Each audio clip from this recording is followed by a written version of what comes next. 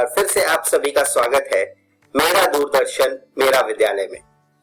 मैं उम्मीद करता हूं कि आपको जो घर पर विद्यालय का अनुभव मिल रहा है आप उसे बहुत एंजॉय कर रहे होंगे और एंजॉयमेंट के साथ साथ आपकी पढ़ाई भी हो रही होगी। बच्चों, आप सभी एपिसोड देखने के बाद कुछ सवाल जरूर बनाइएगा अपने किताब से देख करके, क्योंकि वो बहुत जरूरी है आप सभी के लिए। आइए देखते हैं आज के पाठ में हम क्या पढ़ने वाले हैं। आज हम कक्षा 11 से शुरुआत करते हुए केमिस्ट्री में तत्वों का वर्गीकरण एवं गुणधर्मों में आवर्तता के बारे में कुछ और बातें जानेंगे। फिजिक्स में मोशन इन प्लेन को पढ़ेंगे। उसके बाद कक्षा 12 की पढ़ाई शुरू करते हुए केमिस्ट्री में रासायनिक बल गतिकी के बारे में जानेंगे और फिजिक्स में गतिमान आवेश और चुंबकत्व के बारे में जानेंगे। तो चलिए बच्चों, शुरू करते हैं आज का एपिसोड।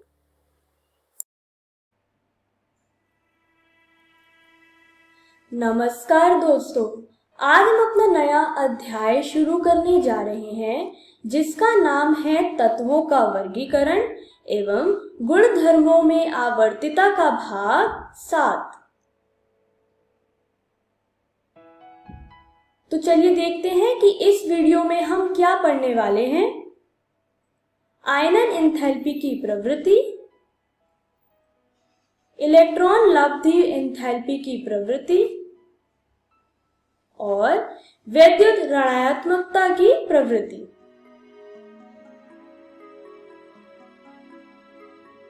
तो चलिए शुरू करते हैं आज का पहला विषय जो है आयनन एंथैल्पी की प्रवृत्ति। आयन के बनने की प्रक्रिया को हम आयनीकरण बोलते हैं। हमने पिछली वीडियो में आयन के बारे में पढ़ा था। हम जानते हैं कि आयन 2 तरीके के होते हैं, एक है ऋणायन और दूसरा है धनायन। ऋणायन होता है नेगेटिवली चार्ज और धनायन होता है पॉजिटिवली चार्ज। स्क्रीन पर आप एक चित्र देख पा रहे होंगे। यह सोडियम एटम की है या सोडियम परमाणु की है। जब सोडियम एक इलेक्ट्रॉन को छोड़ता है तो बनता है सोडियम प्लस यानी सोडियम धनायन। इस इलेक्ट्रॉन को हटाने के लिए कुछ ऊर्जा की जरूरत होती है। उस ऊर्जा को हम आयनन एंथैल्पी कहते हैं। आइए आयनन एंथैल्पी की परिभाषा को पढ़ें। तत्वों द्वारा इलेक्ट्रॉन त्यागने की मात्रात्मक प्रकृति आयनन एंथैल्पी कही जाती है। स्क्रीन पर आप एक चित्र देख पा रहे होंगे। यह चित्र आधुनिक आवर्त सारणी का है। इस आवर्त सारणी में जब हम ऊपर से नीचे की ओर किसी वर्ग में चलते हैं तो आयनन एंथैल्पी घटती है, लेकिन जब हम बाएं से दाईं ओर किसी आवर्त में चलते हैं तो आयनन एंथैल्पी बढ़ती है। आइए अब जानते हैं इस प्रवृत्ति के कारण के बारे में। आयनन एंथैल्पी की इस प्रवृत्ति के 2 कारण होते हैं। पहला मुख्य कारण होता है परिरक्षण प्रभाव, जिसे इंग्लिश में हम स्क्रीनिंग या शील्डिंग इफेक्ट भी कहते हैं, और दूसरा कारण होता है प्रभावी नाभिकीय आवेश, जिसे इंग्लिश में हम इफेक्टिव न्यूक्लियर चार्ज भी कहते हैं। आइए अब बात करते हैं परिरक्षण प्रभाव के बारे में, यानी स्क्रीनिंग इफेक्ट के बारे में। एक परमाणु में अन्य इलेक्ट्रॉनों की उपस्थिति के कारण नाभिक के आकर्षण के किसी इलेक्ट्रॉन का परिरक्षण प्रभाव कहलाता है।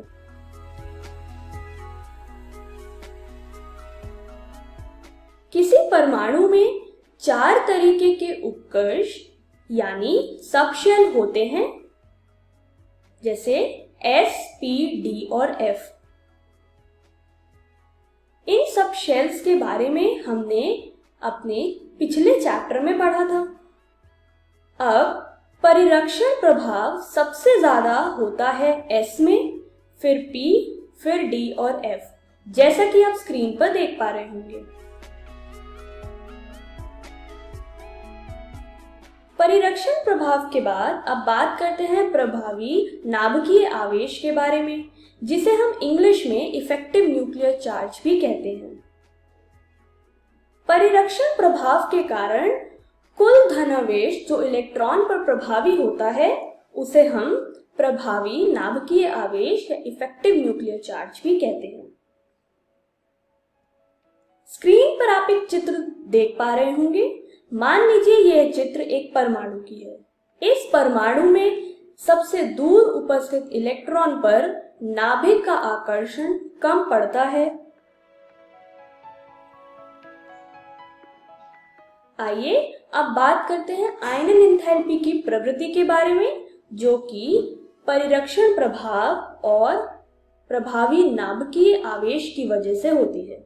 जब हम किसी वर्ग में ऊपर से नीचे की ओर बढ़ते हैं तो आयनन एंथैल्पी घटती है। ऐसा इसलिए होता है कि जब हम ऊपर से नीचे की ओर जाते हैं तो परमाणु त्रिज्या बढ़ती है। परमाणु त्रिज्या के बढ़ने से इलेक्ट्रॉन दूर दूर उपस्थित होते हैं, जिसके कारण बाह्य इलेक्ट्रॉन पे नाभिक का आकर्षण कम लगता है और बाह्य इलेक्ट्रॉन को हटाने के लिए कम ऊर्जा की आवश्यकता होती है। इसी कारण जब हम वर्ग में ऊपर से नीचे की ओर जाते हैं तब आयनन एंथैल्पी घटती है। स्क्रीन पर दिया गया चित्र इस प्रवृत्ति या इस ट्रेंड को दर्शा रहा है। जब आप लिथियम से सीजियम की ओर चलते हैं तो आयनन एंथैल्पी घटती है, जैसा कि आप स्क्रीन पर देख पा रहे होंगे। लिथियम की परमाणु त्रिज्या सीजियम की परमाणु त्रिज्या से कम होती है, इसीलिए लिथियम की आयनन एंथैल्पी सीजियम की आयनन एंथैल्पी से ज्यादा है।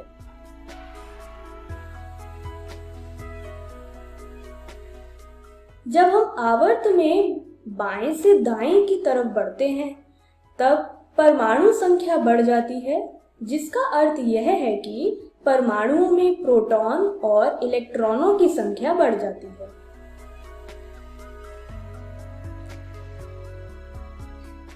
प्रोटॉनों की संख्या बढ़ने के कारण नाभिक पर धनावेश बढ़ जाता है।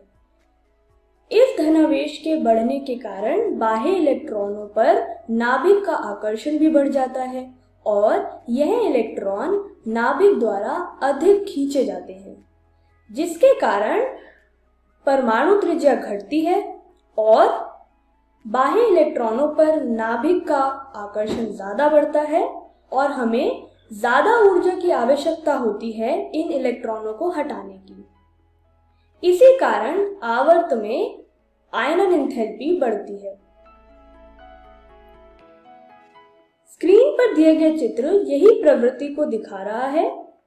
जब आप लिथियम से नियॉन की तरफ चलते हैं तो आयनन एंथैल्पी बढ़ती है, क्योंकि लिथियम की परमाणु त्रिज्या नियॉन की परमाणु त्रिज्या से ज्यादा होती है। क्योंकि नियॉन की परमाणु त्रिज्या सबसे छोटी है, इसीलिए उसकी आयनन एंथैल्पी भी ज्यादा होगी।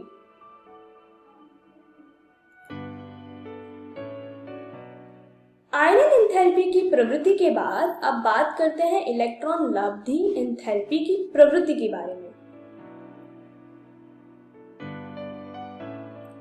जब कोई परमाणु किसी इलेक्ट्रॉन को ग्रहण करता है तो वह एक ऊर्जा को छोड़ता है। उस ऊर्जा को हम इलेक्ट्रॉन लब्धि एंथैल्पी कहते हैं, यानी इलेक्ट्रॉन गेन एंथैल्पी कहते हैं। स्क्रीन पर आप एक चित्र देख पा रहे होंगे। इस चित्र में क्लोरीन जब एक इलेक्ट्रॉन को लेता है तो क्लोराइड आयन बनाता है। इलेक्ट्रॉन को लेने पर जो ऊर्जा को छोड़ा गया उस ऊर्जा को हम इलेक्ट्रॉन लाब्धी एंथैल्पी कहते हैं।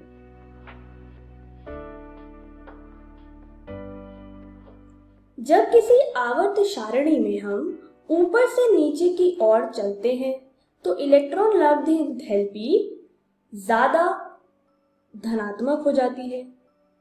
वही जब किसी आवर्त सारणी में हम बाएं से दाएं की ओर चलते हैं तो इलेक्ट्रॉन लाब्धी एंथैल्पी ज्यादा ऋणात्मक हो जाती है।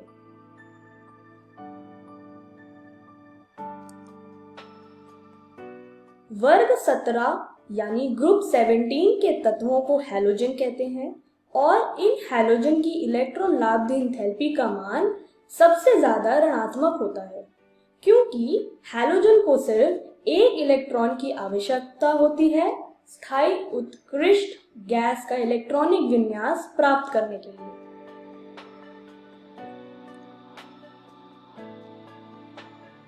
परमाणु त्रिज्या के बढ़ते ही इलेक्ट्रॉन लाब्धी एंथैल्पी का मान भी धनात्मक हो जाता है। यानी जब हम वर्ग में ऊपर से नीचे की ओर जाते हैं तो परमाणु त्रिज्या भी बढ़ती है और नाभिक का आकर्षण बाह्य इलेक्ट्रॉन पर कम पड़ता है। इसी कारण इनकी इलेक्ट्रॉन लाब्धी एंथैल्पी का मान भी धनात्मक हो जाता है। अक्रिय गैस की इलेक्ट्रॉन लाब्धी एंथैल्पी का मान सबसे ज्यादा धनावेश होता है, क्योंकि इन्हें और इलेक्ट्रॉनों की आवश्यकता नहीं होती। लेकिन जब हम आवर्त में चलते हैं तो परमाणु त्रिज्या घटती है। परमाणु त्रिज्या के घटने से नाभिक का आकर्षण बढ़ जाता है। इसी कारण इलेक्ट्रॉन लाब्धी एंथैल्पी का मान भी ऋणात्मक हो जाता है। इलेक्ट्रॉन लाब्धी एंथैल्पी की प्रवृत्ति के बाद अब बात करते हैं विद्युत ऋणात्मकता की प्रवृत्ति के बारे में। पहले जानते हैं विद्युत ऋणात्मकता किसे कहते हैं। सहसंयोजक बंध में इलेक्ट्रॉन को अपनी ओर आकर्षण करने की क्षमता को विद्युत ऋणात्मकता कहते हैं। विद्युत ऋणात्मकता को इंग्लिश में हम इलेक्ट्रोनेगेटिविटी भी कहते हैं। जैसा आप स्क्रीन पर देख पा रहे होंगे, क्योंकि फ्लोरीन की विद्युत ऋणात्मकता सोडियम से ज्यादा होती है, तो एक सहसंयोजक बंध में जब सोडियम और फ्लोरीन होते हैं तो फ्लोरीन सोडियम का इलेक्ट्रॉन अपनी ओर खींच लेता है। एक आवर्त सारणी में जब हम किसी वर्ग में ऊपर से नीचे की ओर बढ़ते हैं तो विद्युत ऋणात्मकता घटती है, लेकिन जब हम आवर्त में बाएं से दाएं की ओर बढ़ते हैं तो विद्युत ऋणात्मकता बढ़ती है। आइए अब पढ़ते हैं इसके कारण को। जब हम किसी वर्ग में ऊपर से नीचे की ओर बढ़ते हैं तब परमाणु त्रिज्या बढ़ती है, जिसके कारण नाभिक का आकर्षण कम होता है। इसी कारण विद्युत ऋणात्मकता भी घटती है। लेकिन जब किसी आवर्त में हम बाएं से दाएं की ओर जाते हैं तब परमाणु त्रिज्या घटती है और नाभिक का आकर्षण बढ़ता है। इसी कारण दाएं से बाईं ओर जाने पर विद्युत ऋणात्मकता भी बढ़ती है।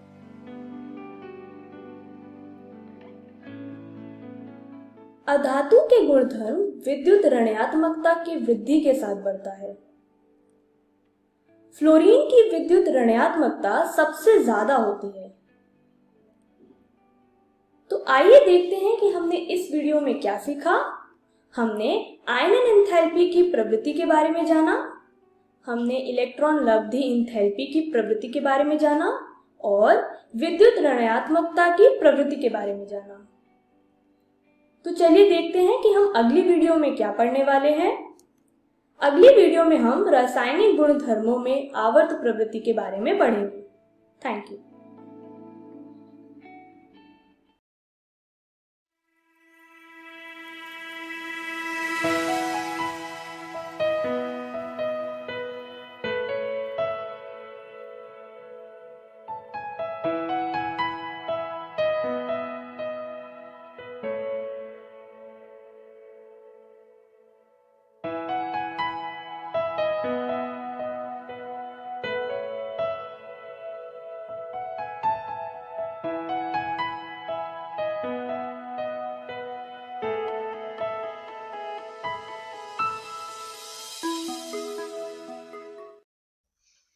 नमस्कार दोस्तों, आज की वीडियो में आपका स्वागत है।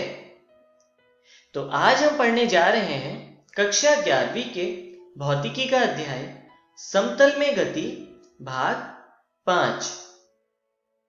तो वीडियो शुरू करने से पहले आइए एक बार हम लोग नजर डालते हैं कि आज हम क्या क्या पढ़ने वाले हैं। तो आज की वीडियो में हम पढ़ेंगे वेग तथा त्वरण, उसके बाद हम पढ़ेंगे किसी समतल में एक समान त्वरण से गति, तथा अंत में हम पढ़ेंगे आपेक्षिक वेग। तो आइए शुरू करते हैं और सबसे पहले अपना पिछला टॉपिक स्थिति तथा विस्थापन सदिश को कंटिन्यू करते हैं। जैसा कि आपने पिछली वीडियो में पढ़ा था कि विस्थापन सदिश को इस प्रकार व्यक्त किया जाता है, जहां पर सदिश R2 और सदिश R1 है स्थिति सदिश, और इस समीकरण को इस रूप में लिखा जा सकता है जहां x2i cap plus y2j cap plus z2k cap R2 का मान है, और इसी तरह x1i cap plus y1j cap plus z1k cap R1 का मान है। तो यदि हम इसको हल करें तो हमें अगली समीकरण इस प्रकार मिलती है, जहां पर हमने समीकरण को i कैप j कैप तथा k कैप की दिशा में बांट दिया है। तो x2 माइनस x1 को हम लिखते हैं डेल्टा x, इसी तरह y2 माइनस y1 को लिखते हैं डेल्टा y, और z2 माइनस z1 को लिखते हैं डेल्टा z, और इस तरह हमें समीकरण मिलती है विस्थापन सदिश r बराबर delta x i cap plus delta y j cap plus delta z k cap. तो चलिए आगे चलते हैं और इसके लिए हम उदाहरण देखते हैं। उदाहरण में हम पहले एक स्थिति सदिश लेते हैं जो है सदिश x1 बराबर 40i cap plus 32j cap minus 20k cap, और एक दूसरा स्थिति सदिश लेते हैं जो है x2 बराबर 20i cap minus 12j cap plus 5k cap. अब हमें विस्थापन सदिश का मान ज्ञात करना है। तो विस्थापन सदिश के लिए हम लिख सकते हैं सदिश r बराबर सदिश x2 माइनस सदिश x1। अब यहाँ पर हम x2 तथा x1 के मान रखते हैं, तो इससे हमें समीकरण मिलती है सदिश r बराबर 20i cap minus 12j cap plus 5k cap minus 40i cap plus 32j cap minus 20k cap, जिसे हल करके हम इस प्रकार लिख सकते हैं, जहां पर हमने समीकरण को i कैप j कैप तथा k कैप की दिशा में बांट दिया है। अब इसे आगे हल करते हैं तो हमें इस तरह से समीकरण मिलती है जो है सदिश r बराबर minus 20i cap minus 42j cap plus 25k cap, और इस तरह हमें विस्थापन सदिश मिल जाता है। तो आइए अब हम आगे चलते हैं और समतल में गति के लिए वेग को पढ़ते हैं। वेग को इंग्लिश में कहते हैं वेलोसिटी। किसी वस्तु के विस्थापन तथा संगत समय अंतराल के अनुपात को औसत वेग कहते हैं। आइए इसे फॉर्मूला से देखते हैं। तो इसका गणितीय सूत्र इस प्रकार होता है जो है सदिश v बराबर delta r upon delta t। यहाँ पर डेल्टा r है विस्थापन तथा डेल्टा t है समय अंतराल। अब यहाँ पर हम डेल्टा r को i कैप तथा j कैप की दिशा में बांट के लिख सकते हैं, जो होता है delta x i cap plus delta y j cap. इस तरह हमें वेग मिलता है delta x upon delta t i cap plus delta y upon delta t j cap. तो delta x upon delta t को लिख सकते हैं ux, और delta y upon delta t को लिख सकते हैं uy। औसत वेग की दिशा डेल्टा r की दिशा के समान होती है, मतलब औसत वेग तथा विस्थापन की दिशा समान होती है। तो चलिए आगे बढ़ते हैं और ताक्षणिक वेग के बारे में पढ़ते हैं। यदि औसत वेग में समय अंतराल की सीमा को शून्य तक पहुंचा दिया जाए तो प्राप्त वेग ताक्षणिक वेग कहलाता है। आइए इसे सूत्र का प्रयोग करके समझते हैं। तो यहां पर हमारा गणितीय सूत्र है सदिश v बराबर limit delta t tends to 0 delta r upon delta t। यहां पर हमने औसत वेग के सूत्र में लिमिट लगा दी है, और लिमिट की वजह से यह सूत्र डिफरेंशिएशन की फॉर्म में चेंज हो जाएगा, मतलब अवकलन के रूप में, जिससे हमें सूत्र इस प्रकार से मिलता है, जिससे हमें मिलता है सदिश v बराबर dr ओवर dt। और इसे ही हम इंस्टेंटेनियस वेलोसिटी यानी तात्क्षणिक वेग कहते हैं।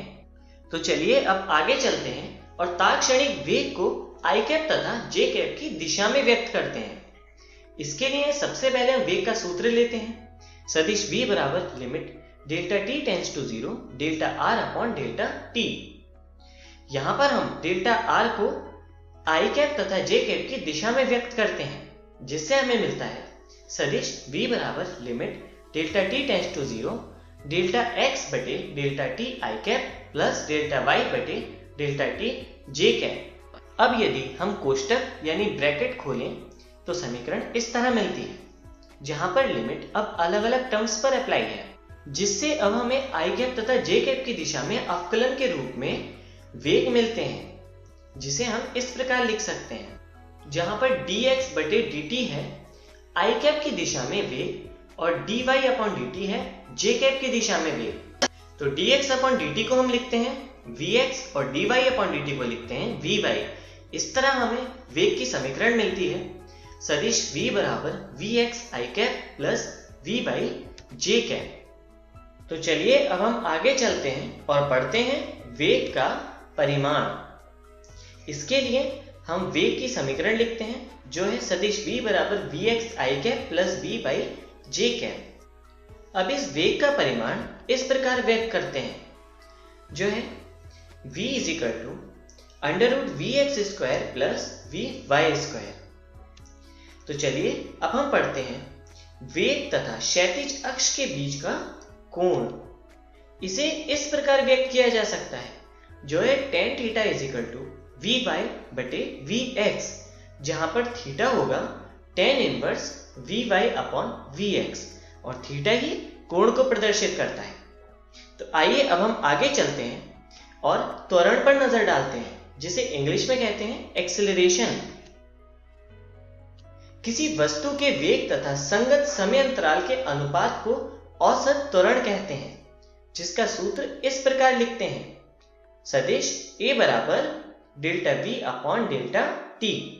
अब यदि डेल्टा v को आई कैप तथा जे कैप की दिशा में व्यक्त किया जाए तो ये समीकरण इस प्रकार व्यक्त की जा सकती है, जहां पर डेल्टा ux बटे डेल्टा t को लिखा जा सकता है ax और delta uy upon delta t को लिखा जा सकता है ay, जहां पर ax और ay आई कैप तथा जे कैप की दिशा में त्वरण है। औसत त्वरण की दिशा डेल्टा v की दिशा के समान होती है। यदि त्वरण में समय अंतराल की सीमा को 0 तक पहुंचा दिया जाए तो प्राप्त त्वरण तात्क्षणिक त्वरण कहलाता है। इसको इस सूत्र द्वारा व्यक्त किया जा सकता है, जहां पर औसत वेग के सूत्र में लिमिट को लगाया गया है, जो है सदिश a बराबर limit delta t tends to 0 delta v upon delta t। इससे हमें अवकलन का रूप प्राप्त होगा और मिलेगा सदिश a बराबर dv अपॉन dt। तो आइए अब हम आगे चलते हैं और तात्क्षणिक त्वरण को आई कैप तथा जे कैप की दिशा में व्यक्त करते हैं। इसके लिए सबसे पहले हम त्वरण का सूत्र लेते हैं। अब यहाँ पर डेल्टा v को आई कैप तथा जे कैप की दिशा में व्यक्त कर लेते हैं, जहां पर हमें कोष्टक खोलने पर यह समीकरण प्राप्त होती है, जिससे हम लिख सकते हैं dvx अपॉन dt आई कैप प्लस dvy बटे dt जे कैप, जहां पर dvx अपॉन dt को लिख सकते हैं ax और dvy अपॉन dt को लिख सकते हैं ay, जहां पर ax और ay आई कैप तथा जे कैप की दिशा में तात्क्षणिक त्वरण के मान है। तो इस तरह हमें त्वरण का मान मिल जाता है। त्वरण a बराबर ax आई कैप प्लस ay जे कैप। तो आइए आगे बढ़ते हैं और किसी समतल में एक समान त्वरण से गति के बारे में पढ़ते हैं। यदि कोई कण एक xy समतल में एक समान त्वरण से गति कर रहा है तो एक समयांतराल के उपरांत औसत त्वरण को ही एक समान त्वरण कहते हैं। इसे हम इस सूत्र द्वारा व्यक्त करते हैं, जो है a बराबर v minus v not upon t minus 0, जहां पर v है अंतिम वेग, v नॉट है प्रारंभिक वेग, t है अंतिम समय और प्रारंभिक समय को हमने माना है 0। जिस समीकरण को यदि हम हल करें तो हमें समीकरण इस तरह प्राप्त होती है, जो है at is equal to v minus v nought, और इस तरह हमें गति की प्रथम समीकरण प्राप्त होती है, जो है v is equal to v nought plus at। तो आइए आगे बढ़ते हैं और स्थिति में परिवर्तन के बारे में पढ़ते हैं। स्थिति में परिवर्तन की समीकरण इस प्रकार होती है, जहां R है अंतिम स्थिति तथा R0 है प्रारंभिक स्थिति। तो लिखते हैं R minus R0 is equal to वेग का औसत गुणा t। यहाँ पर v प्लस v0/2 है वेग का औसत। तो आइए आगे देखते हैं। इस समीकरण को हम हल करने के लिए v का मान गति के प्रथम समीकरण से v0 प्लस at रखते हैं, जिसको हल करने से हमें मिलता है v0t plus at/2 into t, जिसके द्वारा हमें गति की द्वितीय समीकरण मिलती है, जो कि इस प्रकार है r minus r0 is equal to v0t plus 1/2 at square. तो आइए आगे देखते हैं। इस समीकरण को हम इस प्रकार व्यक्त कर सकते हैं, जो है r is equal to r0 plus v0t plus 1/2 at square. यदि इस समीकरण को i कैप की दिशा में व्यक्त करना हो तो इस प्रकार लिखा जा सकता है, जहां पर x है x की दिशा में अंतिम स्थिति और x0 है प्रारंभिक स्थिति। इसी प्रकार j कैप की दिशा में समीकरण को इस प्रकार लिखा जाता है, जहां पर y है j कैप की दिशा में अंतिम स्थिति और इसी तरह y0 है प्रारंभिक स्थिति, जिसके फलस्वरूप हमें पता चलता है कि दो विमा मतलब किसी समतल में एक समान त्वरण के लिए गति को दो अलग अलग समकालिक एक विमीय एक समान त्वरित गतियों के रूप में बांटा जा सकता है, जिनकी दिशा एक दूसरे के लंबवत होती है। इसका मतलब है यदि कोई पिंड एक समान त्वरण से गति कर रहा है तो उसकी गति को i कैप तथा j कैप की दिशा में व्यक्त किया जा सकता है। तो चलिए अब हम आगे चलते हैं और समतल में गति के लिए दो विमाओं में आपेक्षिक वेग के बारे में पढ़ते हैं। यदि दो पिंड A तथा B क्रमशः VA तथा VB गति से गतिमान हैं, तो पिंड A की गति पिंड B के सापेक्ष इस प्रकार व्यक्त की जाती है, जो है VAB बराबर VA माइनस VB। और इसी तरह यदि हम देखें कि पिंड A की गति पिंड B के सापेक्ष क्या होगी, तो उसके लिए हमें समीकरण मिलती है VBA is equal to VB minus VA, जिसको हम इस प्रकार भी लिख सकते हैं, जहां से हमें संबंध मिलता है VBA is equal to minus VAB। और यदि हम इसके परिमाण देखें तो वो बराबर होते हैं। तो आइए अब हम आगे चलते हैं और जानते हैं कि आज हमने क्या सीखा। तो आज हमने सबसे पहले पढ़ा वेग तथा त्वरण, उसके बाद हमने पढ़ा किसी समतल में एक समान त्वरण से गति, तथा सबसे अंत में हमने पढ़ा दो विमाओं में आपेक्षिक वेग। अगली वीडियो में हम पढ़ेंगे प्रक्षेपीय गति तथा एक समान वृत्तीय गति। धन्यवाद।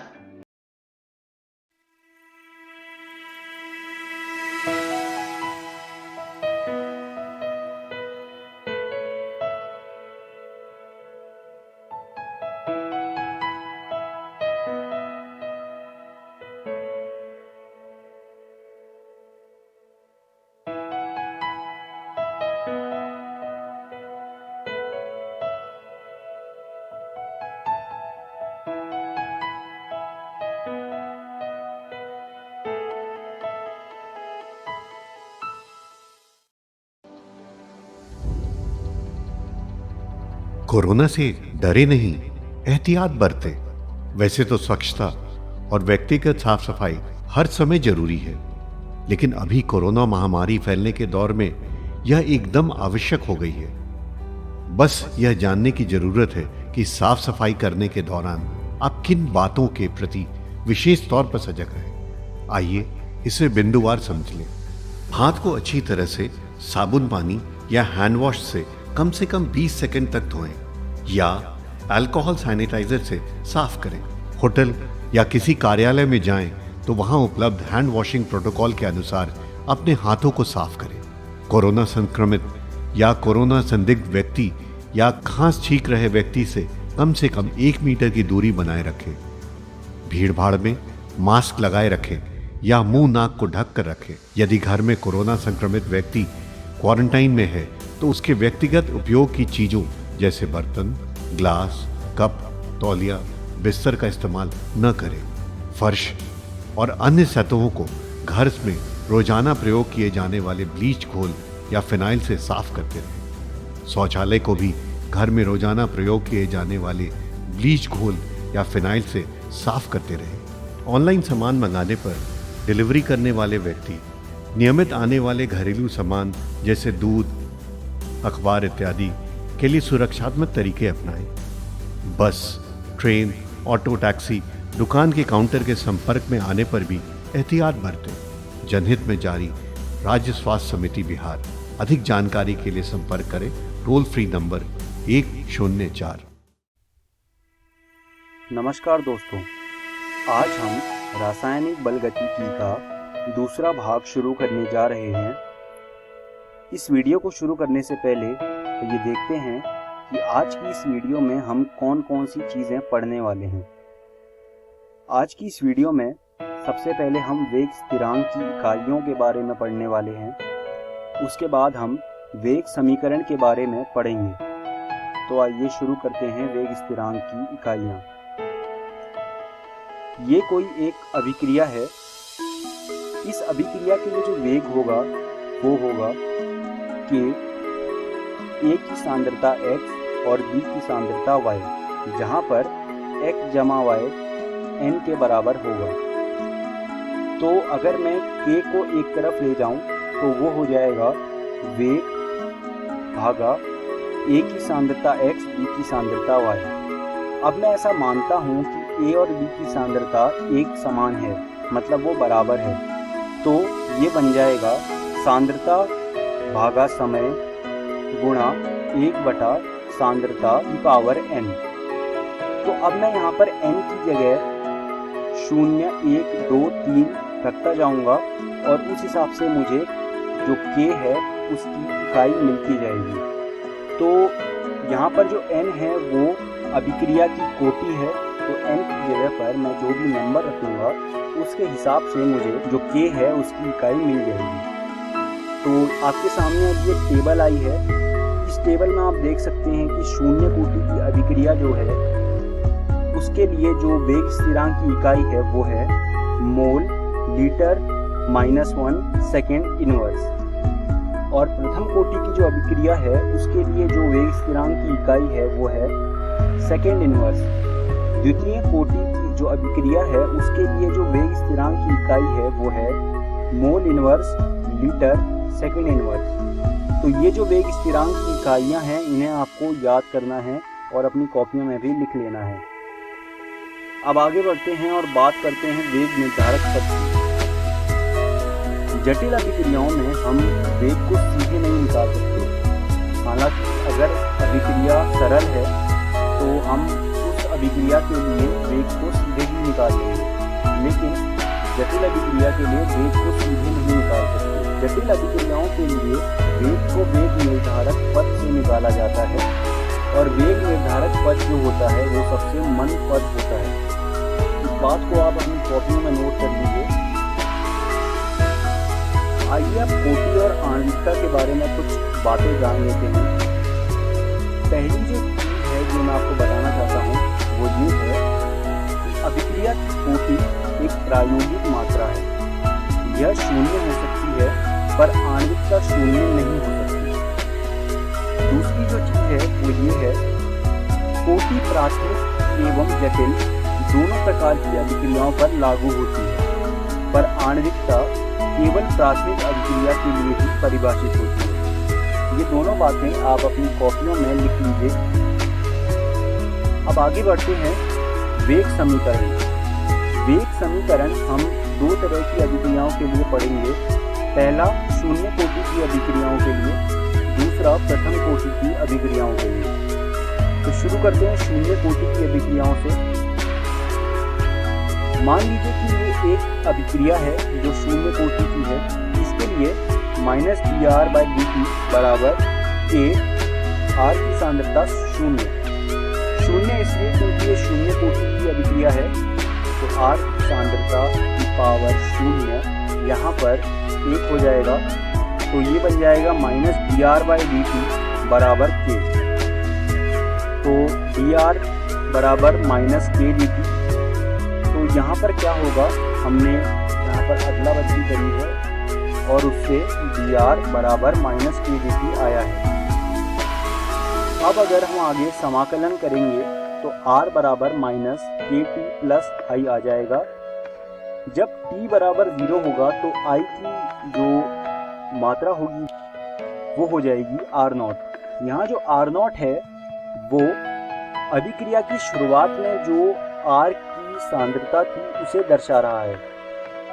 तो शून्य कोटि अभिक्रिया का वेग समीकरण निम्न होगा, R बराबर -kT प्लस R0। तो ये जो है शून्य कोटि अभिक्रिया का वेग समीकरण होगा। तो आइए देखते हैं कि शून्य कोटि अभिक्रिया का जो ग्राफ बनता है वो कैसा बनता है। आप देख सकते हैं y एक्सिस पर R की सांद्रता है और x एक्सिस पर समय है। तो R0 से जो है अभिक्रिया शुरू हुई और धीरे धीरे नीचे जाती गई। और ये जो आप ग्राफ देख रहे हैं ये ग्राफ एक सीधी रेखा का रूप ले रहा है। आपने देखा होगा कि जो पीछे समीकरण आया था वो एक सीधी रेखा का समीकरण था और उस समीकरण में जो ढाल था वो -k था। तो यहाँ पर भी आप देख सकते हैं जो ढाल है वो -k है। तो इस ग्राफ को आप अपनी कॉपियों में बना लीजिए और इसको याद भी कर लीजिए। तो अब हम इस वीडियो के अंत में आ गए हैं। तो आइए देखते हैं कि आज की इस वीडियो में हमने क्या सीखा। सबसे पहले हमने वेग स्थिरांक की इकाइयों के बारे में पढ़ा। उसके बाद हमने वेग समीकरण के बारे में पढ़ा। हमने शून्य कोटि अभिक्रिया के वेग समीकरण के बारे में पढ़ा। मैं उम्मीद करता हूँ आपको मेरी पढ़ाई की चीज़ें समझ आई होंगी। आप इन चीज़ों को NCERT रसायन विज्ञान भाग 1 से पढ़ लीजिएगा और इन पर कुछ प्रश्न भी हल कर लीजिएगा। अगली वीडियो में हम लोग वेग समीकरण के बारे में पढ़ेंगे। उसके बाद हम अभिक्रिया की अर्धायु के बारे में पढ़ेंगे और आखिरी में हम छठम प्रथम कोटि की अभिक्रिया के बारे में पढ़ेंगे। धन्यवाद दोस्तों।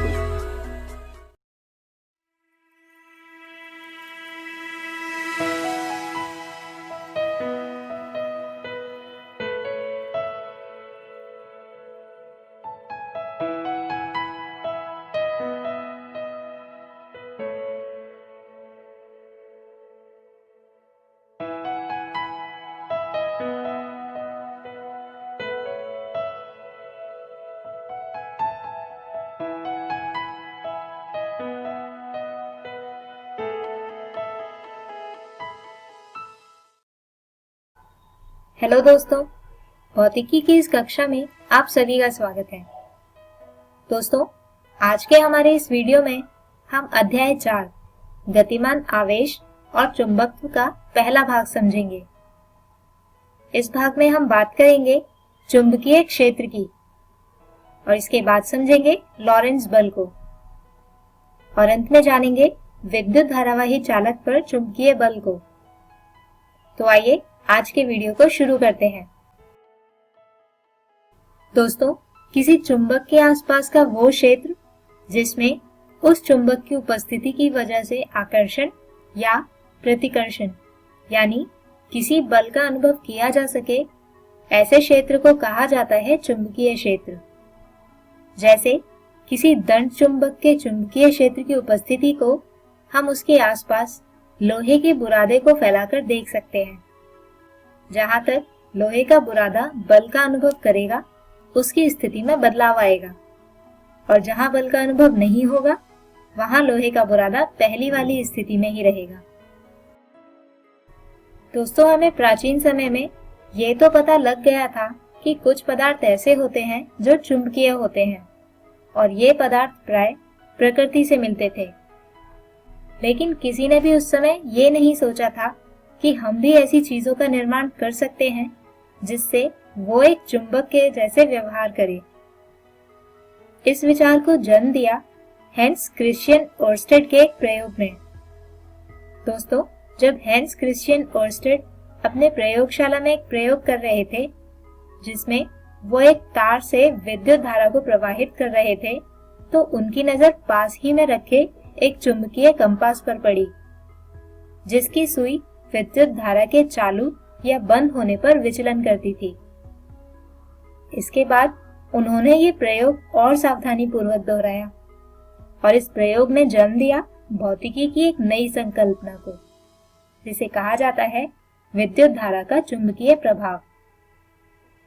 इन्हीं प्रयोगों को और सावधानी पूर्वक करने पर पता लगा कि एक विद्युत धारावाही चालक अपने चारों ओर चुंबकीय क्षेत्र बनाता है और इस क्षेत्र की क्षेत्र रेखाएं तार के इर्द गिर्द सकेंद्रीय वृत्त के रूप में होती हैं, जिनका केंद्र तार पर ही होता है। एक सीधे विद्युत धारावाही चालक से बनने वाली चुंबकीय क्षेत्र की रेखाओं की दिशा को समझने के लिए एक नियम दिया गया, जिसे कहा जाता है दाएं हाथ के अंगूठे का नियम। इस नियम के अनुसार अगर आप अपने दाहिने हाथ के अंगूठे को तार में प्रवाहित होने वाली विद्युत धारा की दिशा में रखेंगे तो आपकी बाकी की उंगलियां जिस दिशा में मुड़ी होंगी वो चुंबकीय क्षेत्र रेखाओं की दिशा को प्रदर्शित करेंगी। आइए अब आगे बढ़ते हैं और समझते हैं अपना अगला विषय, जो कहलाता है लॉरेंज बल। दोस्तों, इस बल को सबसे पहले हेनरिक एंटोन लॉरेंज ने अनुभव किया था। उन्होंने देखा कि जब किसी चुंबकीय क्षेत्र की उपस्थिति में किसी आवेश का गमन कराया जाता है तो उसके निर्धारित पथ में विचलन आ जाता है, यानी कि पुराने पथ को भूलकर वह एक नए पथ में चलने लगता है। इस परिमाण को निर्धारित करने के लिए उन्होंने कहा कि चुंबकीय क्षेत्र की उपस्थिति में आवेश पर एक बल लगता है, जिसके प्रभाव में आकर वो अपना मूल पथ से विचलित हो जाता है। इसे ही लॉरेंज बल कहा जाता है और ये बल एक गतिमान आवेश पर ही लगता है, न कि एक स्थितिज आवेश पर। इसके अलावा दोस्तों, लॉरेंज बल को नापने के लिए एक फॉर्मूला भी दिया गया था, जो है F बराबर Q bracket V cross B। दोस्तों, यहाँ पर V आवेशित कणों का वेग सदिश है, जबकि B चुंबकीय क्षेत्र का सदिश। और जैसे कि हम जानते हैं कि किन्हीं दो सदिशों के सदिश गुणनफल को लिखा जा सकता है QVB sin थीटा से। इसके अलावा अगर बल की दिशा की बात करें तो वो V और B का सदिश गुणन ही बल की दिशा भी होगी, यानी कि V और B के लंबवत। बल की दिशा का पता आसानी से लगाने के लिए फ्लेमिंग द्वारा एक नियम दिया गया, जिसे आप अपनी पिछली कक्षाओं में पढ़ चुके हैं और जिसे कहा जाता है फ्लेमिंग का बाएं हाथ का नियम। इस नियम के अनुसार आप अपने बाएं हाथ की पहली 3 उंगलियों को एक दूसरे के लंबवत दिशा में फैलाएं, जैसा कि चित्र में दिखाया गया है, तो आपकी प्रथम यानी तर्जनी उंगली चुंबकीय क्षेत्र की दिशा दिखाती है, जबकि आपकी दूसरी यानी मध्य उंगली आवेश की गति की दिशा को दिखाती है। और अब आपका अंगूठा लॉरेंज बल की दिशा को दर्शाएगा। यानी अगर आपको किन्हीं भी दो राशियों की दिशा का पता है तो आप अपनी उंगलियों को उसी दिशा में फैलाकर तीसरी राशि की दिशा का पता लगा सकते हैं। आइए अब बात करते हैं विद्युत धारावाही चालक पर चुंबकीय बल की। एक ऐसा धारावाही चालक जिसमें कुछ आवेश उपस्थित है और जिसकी लंबाई है L। इसके अलावा इस तार का अनुप्रस्थ काट क्षेत्रफल है A और इस तार में आवेश का संख्या घनत्व है N। तो दोस्तों, जैसा कि हमने अभी देखा था कि किसी गतिमान आवेश पर लगने वाले बल को मापा जाता है F बराबर Q bracket V cross B से। अब क्योंकि यहाँ पर इस तार में बहुत सारे आवेश एक साथ गति करेंगे, तो इसलिए हम सबसे पहले तार के अंदर उपस्थित आवेश की कुल संख्या निकाल लेते हैं, जो होगी NaL। इसके अलावा हम जानते हैं कि किसी भी चालक के अंदर आवेश जिस वेग से गति करते हैं उसे संवहन वेग कहा जाता है और उसे Vd से दर्शाया जाता है। तो यहाँ पर कुल बल होगा NaLQVd क्रॉस B, या इसे लिख सकते हैं NQVD AL क्रॉस B। और NQVD और A का गुणनफल होता है विद्युत धारा यानी कि I। तो अब बल F बराबर आएगा IL क्रॉस B के। तो दोस्तों, ये तो बात हुई धारावाही चालक के अंदर लगने वाले बल के परिमाण की। अब देखते हैं कि इस बल की दिशा क्या होती है। दोस्तों, चुंबकीय क्षेत्र की उपस्थिति में किसी विद्युत धारावाही चालक पर लगने वाले बल की दिशा को फ्लेमिंग के बाएं हाथ के नियम की सहायता से समझा जा सकता है, जिसे आप पहले ही जान चुके हैं। तो आइए यहाँ इस चित्र में दिखाई गई स्थिति में चालक पर लगने वाले बल की दिशा का पता लगाते हैं।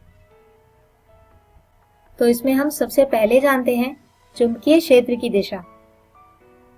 दोस्तों, यहाँ पर दिखाए गए चुंबक में लाल सिरा उत्तरी और नीला सिरा दक्षिणी ध्रुव को दर्शाते हैं। अब जैसा कि हम जानते हैं कि चुंबकीय क्षेत्र की दिशा होती है उत्तर से दक्षिणी ध्रुव की ओर, यानी यहाँ पर चुंबकीय क्षेत्र की दिशा होगी ऊपर से नीचे की ओर। आइए अब देखते हैं चालक में प्रवाहित होने वाली विद्युत धारा की दिशा क्या है। तो जैसा कि यहाँ दिखाया गया है कि विद्युत धारा बाईं से दाईं दिशा में प्रवाहित होती है। तो अब यहाँ आप इस वीडियो को रोककर अपने बाएं हाथ का उपयोग कर अनुमान लगाइए कि बल की दिशा क्या होगी और अपने अपने उत्तर को अपनी कॉपी में भी लिख लीजिए।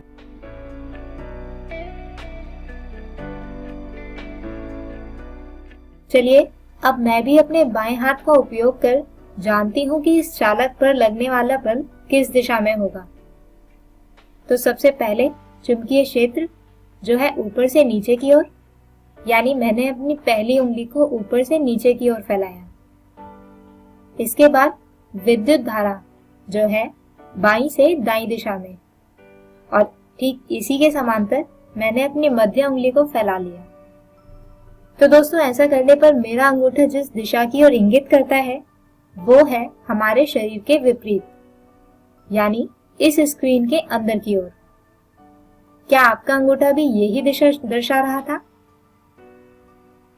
यानी कि इसका मतलब हुआ कि ये चालक इसी दिशा यानी स्क्रीन के अंदर की दिशा में गति करेगा, जैसा कि हमने पहले चित्र में देखा भी था। तो दोस्तों, हम हमारे आज के इस वीडियो को यहीं पर खत्म करते हैं और हम उम्मीद करते हैं कि आपको आज का ये वीडियो समझ आया होगा। हमारे आज के इस वीडियो में हमने समझा चुंबकीय क्षेत्र को, जिसके बाद जाना इस क्षेत्र में गति करते किसी आवेश पर लगने वाले बल यानी लॉरेंट्ज बल को, और इसके परिमाण और दिशा को। इसके बाद समझा किसी विद्युत धारावाही चालक पर लगने वाले चुंबकीय बल को। हमारे अगले वीडियो में हम बात करेंगे इसी अध्याय के अगले भाग की, जिसमें हम समझेंगे चुंबकीय क्षेत्र में गति और संयुक्त विद्युत तथा चुंबकीय क्षेत्रों में गति की। तब तक के लिए गुड बाय।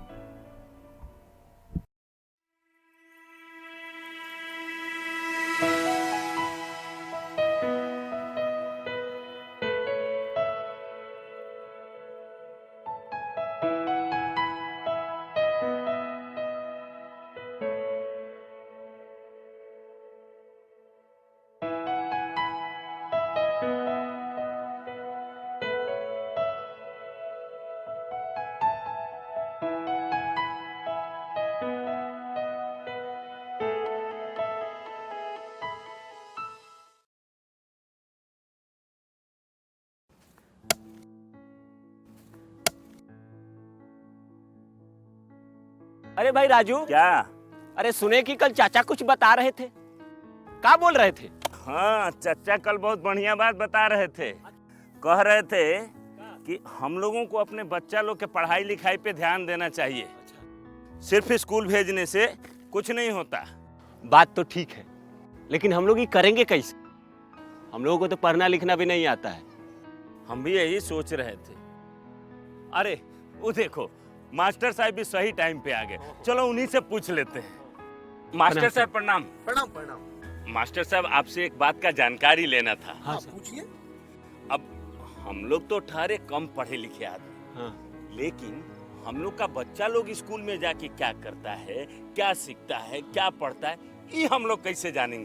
बहुत आसान है। अच्छा, कैसे? चलिए आप लोग स्कूल में, हम बताते हैं। जी जी चलिए। जी सर, चलिए। चलो चलो हाँ हाँ चलिए। हाँ हाँ, मीठा लेते हैं। आइए, ये देखिए, ये है क्लास 3 का अधिगम प्रतिफल पोस्टर। इसका मतलब है यदि आपका बच्चा वर्ग 3 में पढ़ता है तो उसे इस पोस्टर में जो लिखी गई सारी चीजें उसे जानकारी होनी चाहिए। ये क्या है? पक्षी। और ये क्या है? पेड़। यानी कि तीसरी कक्षा समाप्त होते होते आपका बच्चा पशु, पक्षी, फूल, पत्ती आदि के बारे में सीख जाएगा। हर क्लास और हर विषय के लिए अधिगम प्रतिफल पोस्टर बनाए गए हैं। आइए कुछ दूसरे तरीके जानते हैं। जी सर। ये देखिए, ये है हमारे बच्चों की कॉपियाँ और ये है सही का निशान। इसका मतलब है कि इस प्रश्न का उत्तर आपके बच्चे ने बिल्कुल सही दिया है। जितना ज़्यादा होंगे ये निशान उतना बढ़िया सीखा है आपका बच्चा। और ये क्या है? गलत का निशान। हाँ, ये है गलत का निशान और इसका मतलब है आपके बच्चे ने इस प्रश्न में कुछ गलती की होगी। और ये निशान जितना ज़्यादा होगा आपको अपने बच्चे पे उतना ही ध्यान देने की ज़रूरत है। लेकिन पूरे साल में हमारा बच्चा क्या क्या सीखा ये कैसे जानेंगे? बिल्कुल जानेंगे। उसके लिए भी हमारे पास कुछ साधन है। उनमें से एक है प्रगति पत्रक। इसके माध्यम से आप घर बैठे जान सकेंगे कि आपका बच्चा पूरे साल में क्या कुछ सीखा। देखिए, ये है 3 स्टार। इसका मतलब होता है सीख चुका है, आपका बच्चा सीख चुका है। और 2 स्टार का मतलब है बच्चा सीख रहा है। और 1 स्टार का मतलब अभी सीखने की आवश्यकता है। जी हाँ। ये तो बहुत आसान है। अब तो हम जैसे बिना पढ़े लिखे लोग भी अपने बच्चों की कॉपी आसानी से जांच कर पाएंगे। बिल्कुल जांच पाएंगे मनोज। हाँ। मास्टर साहब, आपने तो बिल्कुल सही बात बताई थी। तो ठीक है, चलते हैं। आज जो आपने हमको बताया है वो हम सबको बताएंगे। आप क्या करेंगे? आइए हम मिलकर अपने बच्चों के भविष्य को एक नई उड़ान दें। आज हम पूछेंगे तो कल ये सीखेंगे। आशा करता हूं कि आज के एपिसोड में जो भी पाठ आपको पढ़ाया गया हो आप उसे अच्छे से समझ पाए होंगे।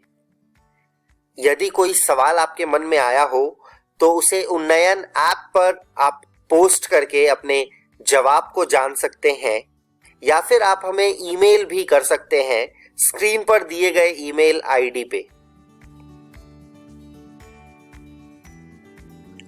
एक आवश्यक सूचना, यह वीडियो बीईपीसी की वेबसाइट पर भी उपलब्ध है। वेबसाइट नोट कर लीजिए बच्चों, www.bepcssa.in। जब आप इस वेबसाइट पर जाएंगे तो डिजिटल लर्निंग वाले सेक्शन में जाकर आप इस वीडियो को देख सकते हैं। मिलते हैं बच्चों अगले एपिसोड में कुछ और रोचक पाठ के साथ। तब तक के लिए घर में रहिए, सुरक्षित रहिए और पढ़ते रहिए। बाय बाय बच्चों।